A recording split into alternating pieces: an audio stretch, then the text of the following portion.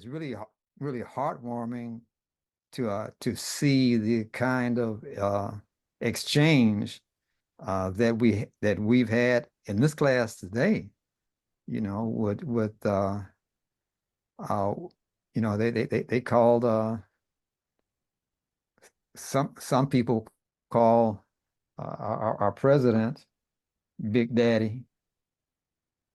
That's a title they put on him, and in a very similar way, I guess we have uh, uh, too much taken Instructor Bilal as Big Daddy for our class. Uh, it's a tendency that people have, this notion of false leadership, well, that people depend uh, too heavily upon the leader of a movement or of a group or an organization, to a point where uh, during the time of W. Muhammad, uh, prior to that, his father, the Honorable Elijah Muhammad, and even W.D. Farrar. What happened in our process of our evolution, we actually took each one of them almost and worshiped them as gods, you know. And I think what we're seeing now in our class environment, and I think that's preparing us for this more natural role of leader uh, in the global environment, and that's of having a what Imam Muhammad called a shared freedom space, and this responsibility to have leadership established in the world. It has to be established within each one of us, you know. And I think the true leader is not one who thinks for everyone in the group. He or she is not the one who uh, wants everyone to bow down to them and kiss their ring as in the king kind of kingship type of environment, but rather one that a true leader helps uh, helps each person in the group recognize and acknowledge the leadership in themselves. That's the true leader. Not one that says, don't think, I'll do all your thinking for you, you know. But so what we have, what I've saw witnessed today, and in breakout groups as well as in the main group, uh, I saw uh, more a greater comfort zone than we had, say, a year ago or several years ago, where each one of us feel that your input has value and it has weight, as opposed to you're totally dependent upon uh, the what's been identified as the this I call it a false lead, of a person having to do all of the thinking, all of the directing, all of the management for everyone else in the group. So I'm thankful. I am extremely grateful. Now, what I want to do, wanted to maintain the forward progress that we're having in our class. For the last two classes, speaking of underlying themes, it has been on the subject or the topic, the frequency of Allah. And I think it's for all of us to take that the subject matter and to internalize it is extremely important, for us to decide for ourselves, what does that mean to me? And how does that transfer or translate into my everyday experience? It's one thing to be in a classroom environment and you have an instructor in the environment. And remember, we're all being guided by the source creator to become better and better instructors. I've often said in my many years of teaching, acting as an instructor, that the best instructor, the best teacher is also the best learner. You know, so as we become better and better at learning, we become better and better at instructing. And if you really want to learn how to uh, give instruction, you have to put yourself, you have to walk in other person's moccasins. You have to put yourself in their shoes, and you have to be able to do something that Instructor Bilal has pointed out in the last several classes. You have to be able to listen. And as you recall, just this past Sunday, he pointed out that the word listen is an anagram for silent.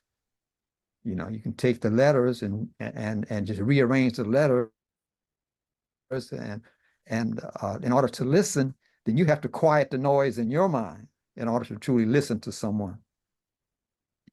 And it's also, if we take those look for the connections that, like we've been looking for in our words today. If you look for the consonantal connections that are meaningful in our class, especially talking about the frequency of Allah.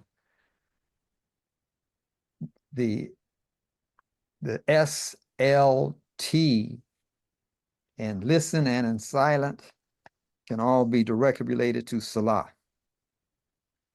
And the urge that all of us have had, being blessed to come into this awareness that the ritualism that have plagued the religious environments, both of Islam, of Christianity, Judaism, across the board, it have put a burden on us that's pretty much brought the world to the state that it is right now, where the whole planet, our home, the whole planet is so burdened till if we keep on the trajectory that we're on right now, it's been projected that within the next 10 to 30 years, the water will be completely corrupted, where there will be no safe drinking water, where the air will be so polluted until we'll barely be able to breathe, and where the land, and just think about it, we're talking about the four basic elements, where the land will be so toxic until we won't have any arable land, place to grow things. But what we're giving the opportunity now, as we've reached this stage in human development, we'll also reach the time that the scripture speaks of being this great and dreadful day. At the same time, while the challenges are so great, so is the opportunity. So I just want to share this with you. I'm going to share my screen. And can I get just a nod from someone? Yes, we can see it. Okay, great. Now, these are some of the notes I was wanted to share with you as we prepare for the live broadcast. Our intro again. Instructor Bilal and I are going to do a half an hour conversation / interview where we will be presenting the ABCs of Nunetics, which is actually something, a project he's been working on, where we're going to take the body of knowledge that's called Nunetics, this whole process, and put it in a package where we can offer it to our babies, our kindergartners, first, second, third, elementary level, actually straight on through the graduate programs for postgraduate program even. The ABCs of Nunetics will be a kind of a primer for any and all of us that is open to learning. Uh, and uh, and in doing so, what I wanted to do was begin to tie things together. And this is what I have here. The when you're talking about the ABCs, you're talking about a foundation. You're talking about the basic, the rudimentary thoughts, concepts that you want to present in any undertaking. Now, in terms of us preparing ourselves as instructors, ministers under the direction of Elijah Muhammad, the Honorable Elijah Muhammad, years ago, we were taught that in order for us to get the attention in a way where we don't get a lot of pushback from our audience, we were told to use what's called cardinal questions. And those cardinal questions, the fundamental questions, are who, what, when, where, how, and why. And Elijah Muhammad, the little man with a third grade education, as we were told, he used to tell us, and there were people among us. I was a college student at the time, but there were people among us that had PhD degrees. But Elijah Muhammad was able to position us in such way till we were able to get the same kind of results that Malcolm X or Malcolm Shabazz was able to get with some of the most prominent thinkers of that time. He told us that when we entered a subject matter, if you covered those basic questions, who, what, when, where, why, and how, if you covered those questions, that by the time you got finished, you had opened the door and closed the door, and nobody would be able to come behind you and open it back up. And he used to tell us to get the subject matter, and when you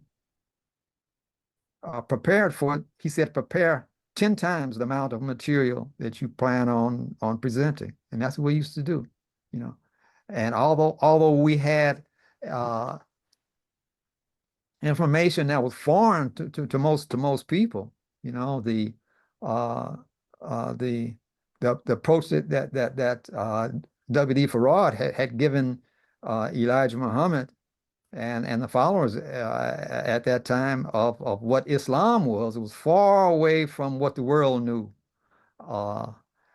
But it produced a product where most of the people that were honest, that visited here from the Muslim world,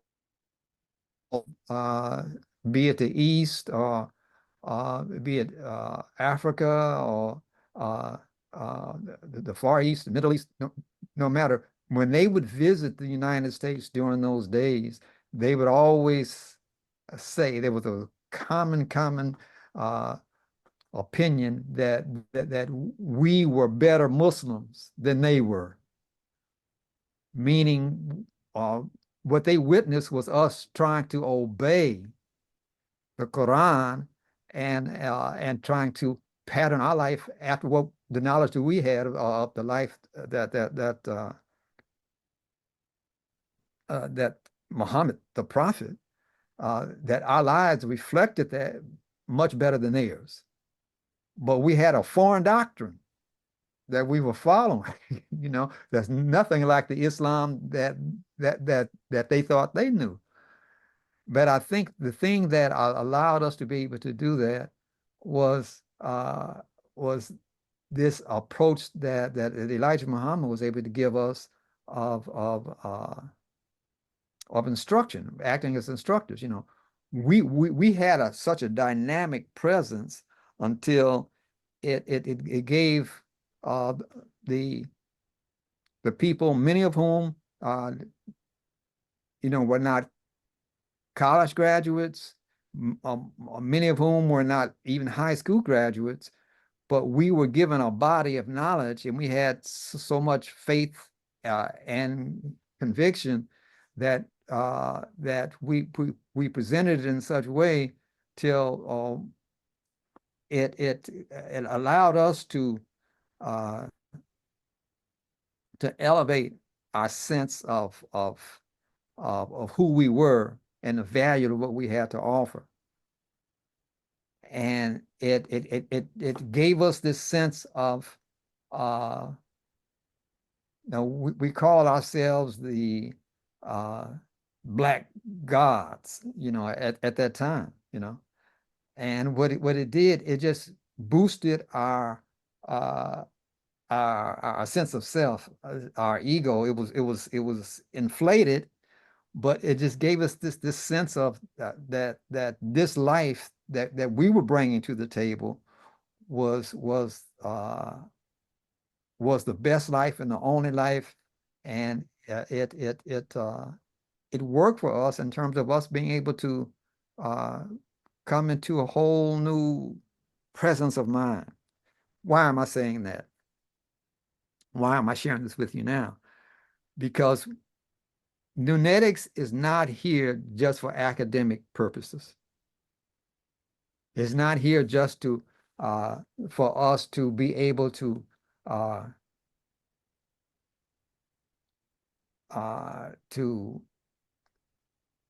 compete with scholars from around the world, be they scholars of our faith tradition, Islam, be they Christians, be they even the Jews. Nunetics is not about us being able to compete on that level. Nunetics is more about how can we take Quranic knowledge, how can we take that and understand the mother of the book, the Fitra itself, take that and create the life that Allah has intended for us as human beings.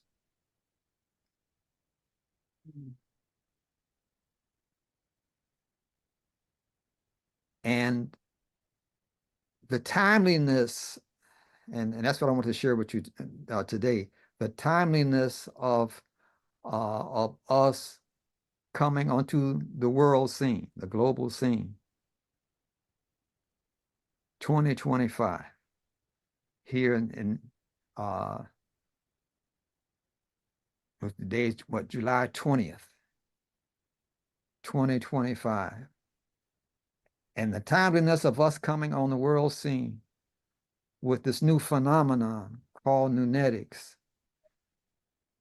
It couldn't be a better time for the progress of humanity, because we are breathing a new life. Talking about the frequency of Allah, we are breathing a new life into humanity right now with this new approach that we're bringing to learning. Approach that based upon the patterns that we find in what Allah has created. That's what the fitra is. So those basic patterns that govern the air, the fire or the sun, the water, and the land. Those patterns that govern those basic elements that we find throughout the whole of what Allah has created, that we find and looking at the human life in particular, as we look at those same patterns, we're able to take those patterns and look at them. We've been talking about themes in our discussion today in our class. If we can take those same patterns and take those patterns and use those same patterns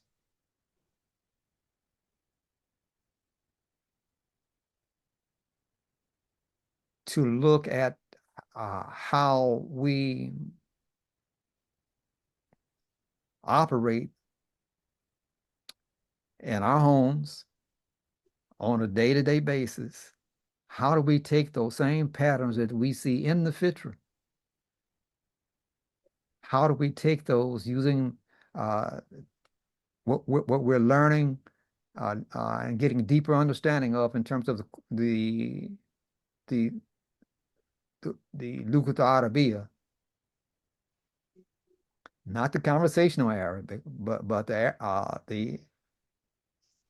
understandings that Allah gives us in the language environment that we're getting as we use Nunetics as a tool, and we get better handle on understanding what Allah is directing us to and guiding us to in the Quran, and we see how it applies in everything around us, you know, in the trees, in our gardens, in looking at the weather patterns, looking at what's happening in what we'll call the natural environment, especially in the human life, that part of the natural environment, because we are part of the fitra, a very important part of it. Mm-hmm. And as we look at that and see, how can I take those patterns and apply them to my everyday mundane experience? When we do that, now we're able to do something that I think will get to the crux of what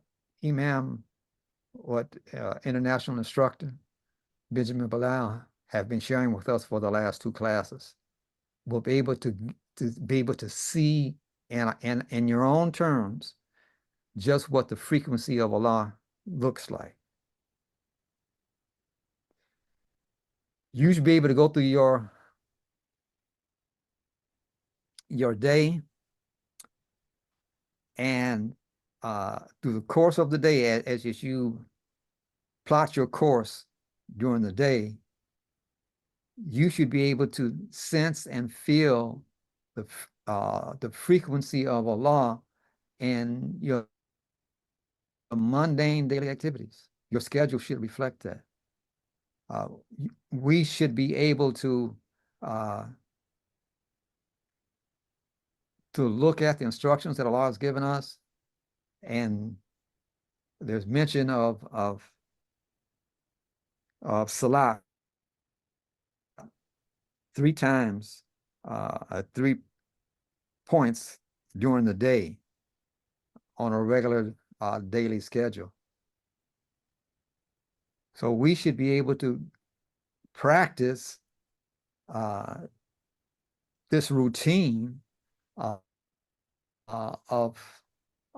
what we're learning in terms of what salat really is. We should be able to take our frequencies and be able to monitor those frequencies.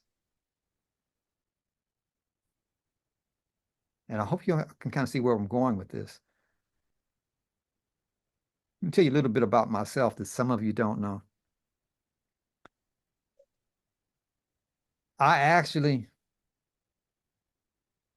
I could call myself a farmer.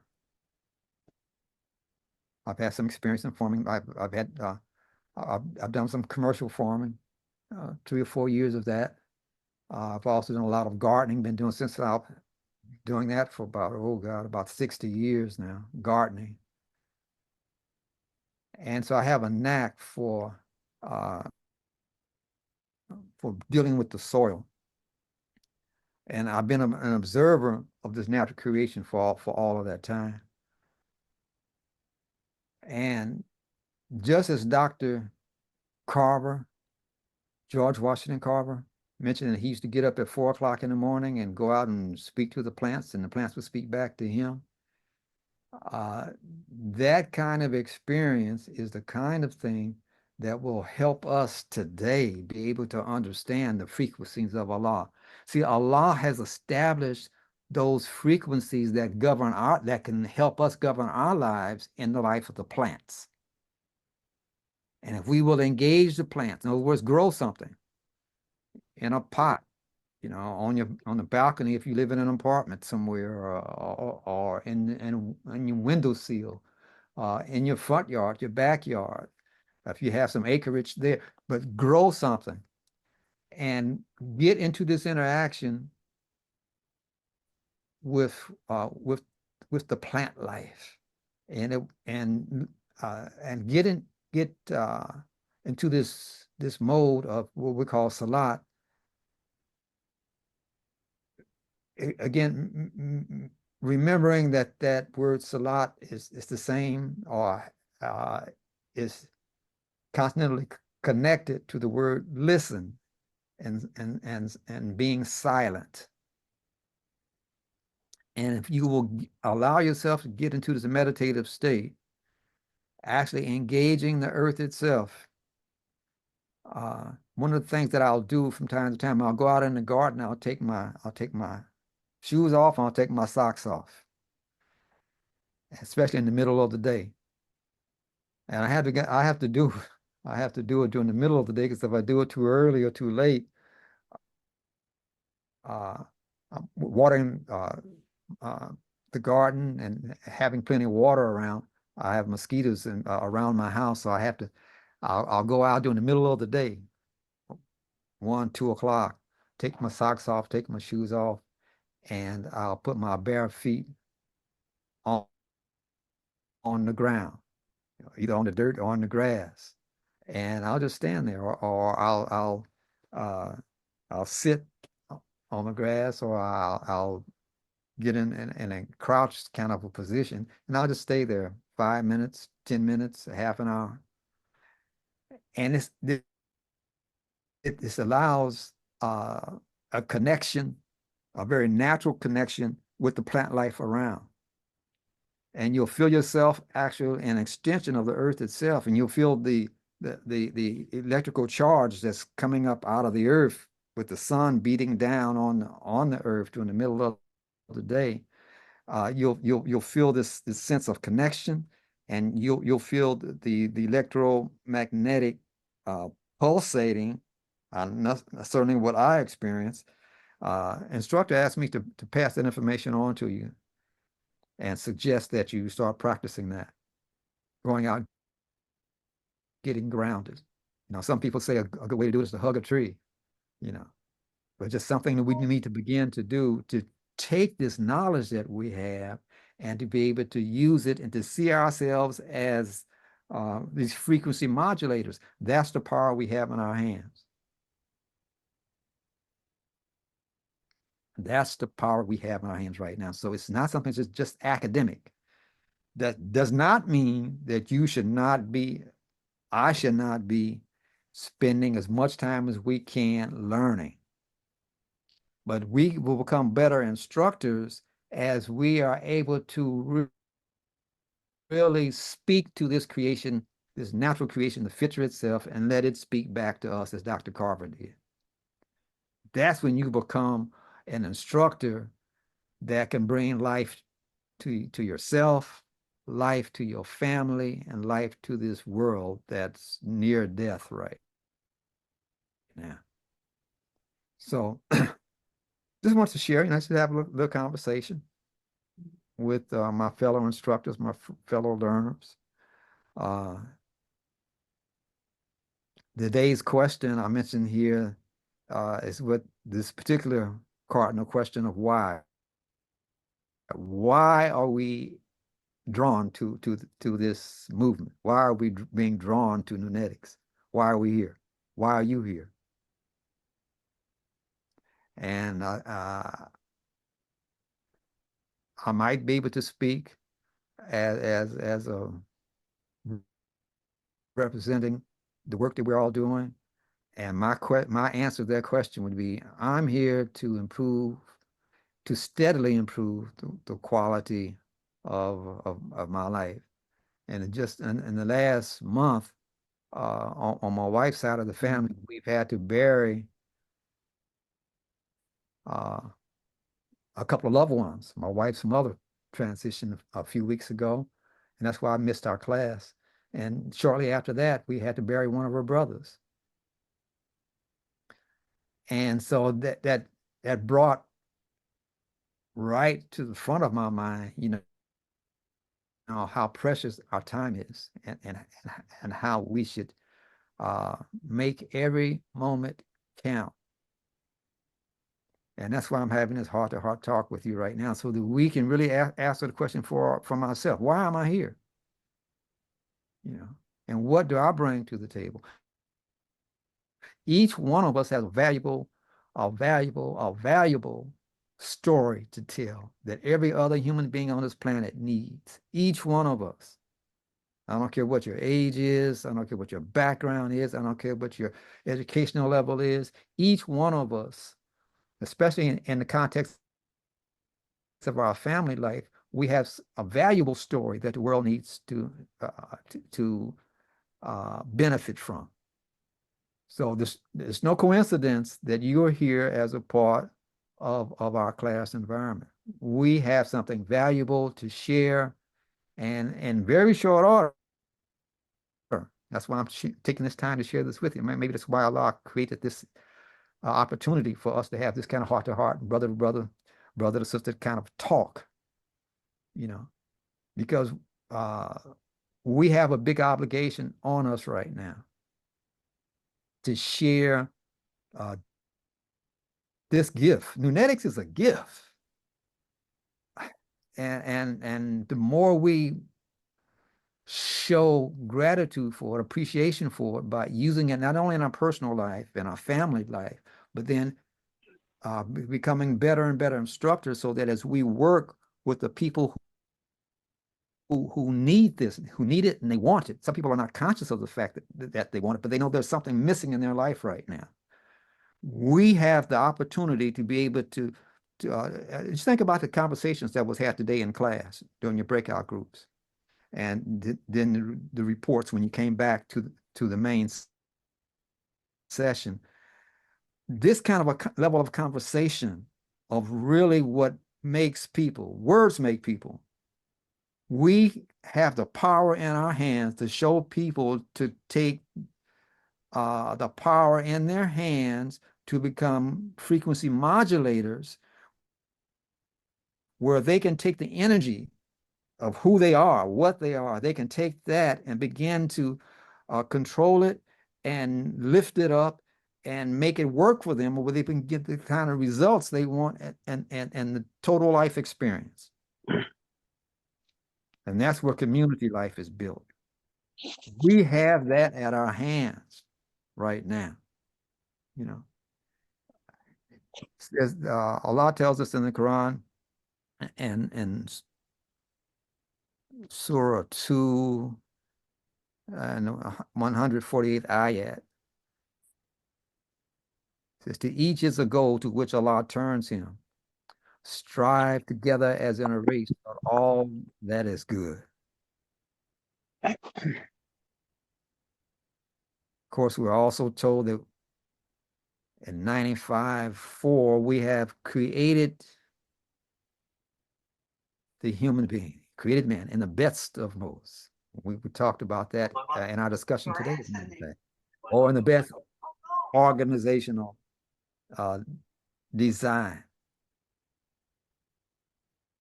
That's where we are. We have the opportunity now, as we come together, as we come, and just, again, I was watching, I was observing. That's why I was quiet during the whole during the class, during the breakout session. And the way Allah is guiding us, enabling us to connect with each other and to share like that, and get more and more comfortable with the value of what you have to share. As we do that collectively, as we do it as instructors, we're going to be a force to be reckoned with globally. I'm talking within, I'm not talking any long time in the future. It may be just a matter of weeks now. You know, I don't like that word, but just a matter of strong sevens, as I like to call it. You know, when I'll be called on, you'll be called on, uh, uh, and to step up and to take this knowledge that we have and share it. And again, the world needs it. It's a greater need today than ever before. So I just want to share the things that's on my mind and in my heart, and the things that we are preparing for as we speak. We're preparing uh, to step out, to step up and step out, and share this valuable knowledge. But I wanted us as a class to get this sense of what we're blessed with, and to be able to own that, to accept it, and remember, as Moses said, when uh, and in the story he's being challenged, you know, by Pharaoh, and and of course that's an external story, so it seems, the way it's presented, but really it's the Pharaoh inside of you, and it's the Moses that's inside of you, and it's inside of me, that's being challenged. And the response, or the answer to that challenge, was, the one who created me guide me. And I think that's the kind of trust, that's the kind of spirit that we have to move with. And though it might seem like a major undertaking that we're about to take on, making ourselves available to teach uh, young children, to teach elders, to teach scholars, to teach people of all ethnic groups, of all language environments throughout the planet. Nunetics is poised right now, positioned right now, to step up into that role of taking the whole planet into this new learning environment that's called Nunetics. And each one of you have been chosen, have been selected to be a part of this movement. So I hope and pray that you know, that you've taken this in with the spirit that I wanted to deliver it. And again, I started to deliver just a lecture. You know, I can do that, but I chose not to. I chose just to share from. I've done a lot of thinking about it, a lot of preparing to share these thoughts that I'm sharing with you right now. And uh, as we move forward, just make yourself available, do the research. You know, you're doing an excellent job learning and having the exchange between your fellow learners, class members, and instructors. Uh, we're making good progress. Uh, Allah's not going to put a burden on any one of us that we don't have the strength, the ability, the preparation to bear. So we're ready for this task that we're about to enter upon. And I couldn't think of a better group of people I would want to be connected with to go into the battlefield with. You know, that's what we're about to do. But the battle was not an enemy on the outside somewhere. The battle is the enemy that within, you know. And as we just allow our energies, you know, it's one thing about this meditation. When you go into your meditation, you have your energies are seen at the base, right? And the root chakra. And your the best way to go into the meditation is to uh, get quiet, get focused, get into the state of this contemplative state, this state of concentration, and quiet the noise, you know, to get into this state of silence, of listening, but listening within.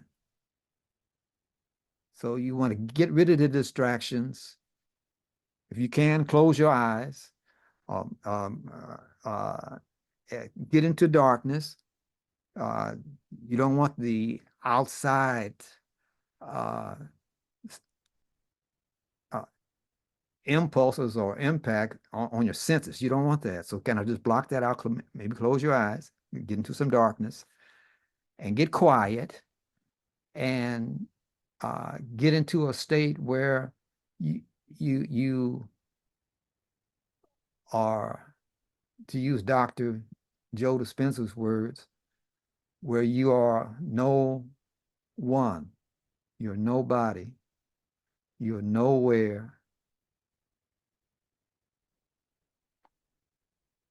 and you are completely open.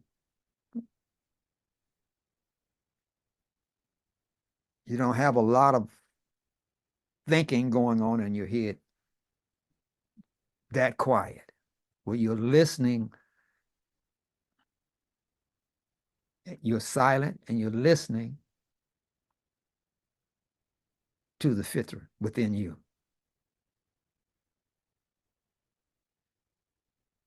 And when you do that with a sense of paying attention to what's happening inside of you and having an intention of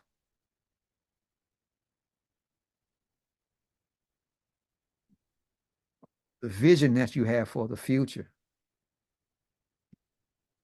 And if you do that and practice doing that, you know, and one of the best ways to do it is breathe. If you don't know breathing techniques, then just practice just a regular natural breathing. You know, when we were babies, we used to extend our diaphragm in our stomach like, and that was a natural way of breathing. Just get into just a normal breathing pattern. It didn't have to be anything special. And just focus on your breathing. And let that become your mode of getting into this meditative state, the silent state, this state of no distraction.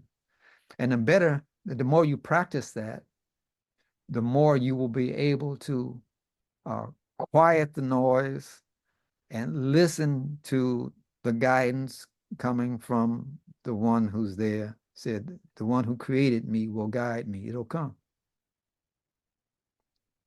Just practice it. The more you practice it, the better you'll get at it. And you'll find your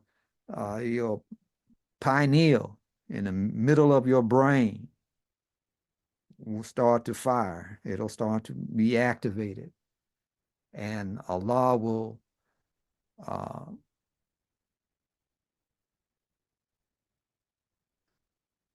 you will sense, you'll feel, you will get clarity on whatever problems, whatever questions you have. Uh, it'll all be little by little.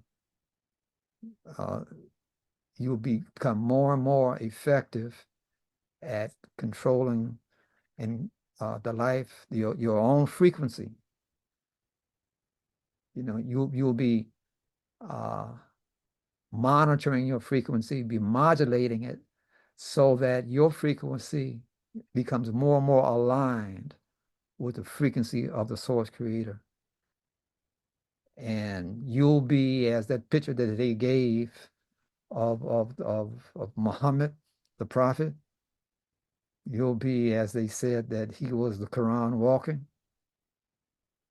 Then Allah will be feeding you the way Allah can guide and feed any and all of the creatures in his creation. And that's where we're headed, y'all. And that's the level that we will be able to share just as we were doing today, you know, in a conversational tone, you know, but sharing with each other, the learning. I mean, jewels. I mean, the kind of learning that happened today, that's the kind of learning environment that will put the people who are poor and oppressed in Asia and Africa and Europe and the United States of America, no matter where they are.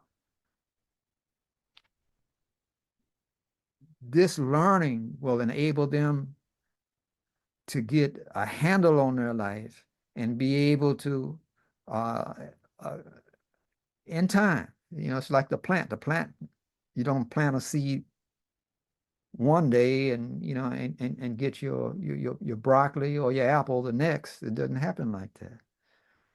But this consistent connecting with the fitra within you on a constant basis and seeking Allah's guidance and being open to receiving Allah's guidance and using that and let that transfer into the paradise, the heaven, the Jannah that you create in your home.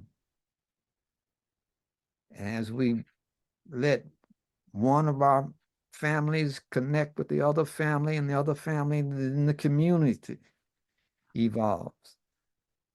And we begin to turn this thing around and be able to open up the Jannah on the earth that Allah planned for our home, the earth environment.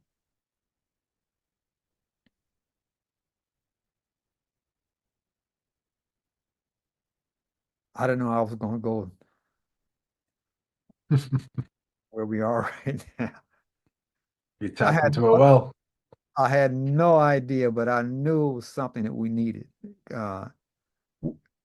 We are, in fact, I'm telling you, Instructor Bilal and I, he may probably not this coming training, but in a future training, he'll open it up to have some of you all actually participate in this process. But our first product will be the ABCs of Nunetics that we present to the world as we go ahead and go live with Nunetics, the Nunetics Broadcasting Network. Don't that sound good? NBN, the Nunetics Broadcasting Network. That's us, yeah. Salam alaikum. Alaikum salam. I had to politely interrupt. You caught the feeling. You know, you caught in essence that group consciousness. What you said, we felt what you said, and we was in line. We was in frequency modulation with what you said. Really appreciate you, man. Seriously, like back in the day, I felt that, man. I knew you get to a point like a jazz musician. You get to a point where you just allowed yourself to go where it's taking you. You being led, and I appreciate it. Shukran. Alhamdulillah. Alhamdulillah. Yeah, man, you might not have felt the excitement, but it's that quiet excitement, man. you know, this is something I think that we all have yearned for in our own way all of our life, you know, to get to a point where, you know, where you would be actively engaged in creating the life that you want for yourself. And I think collectively, Allah has brought us together like this. Collectively, what does it say? To each is a goal to which Allah turns him. Strive together, not by yourself. See, we've been sold this false notion that I got to do this myself and I got to do it all to make sure it's right. You know, no. Allah says, to each is a goal to which Allah turns him. Strive together as in a race toward all that is good.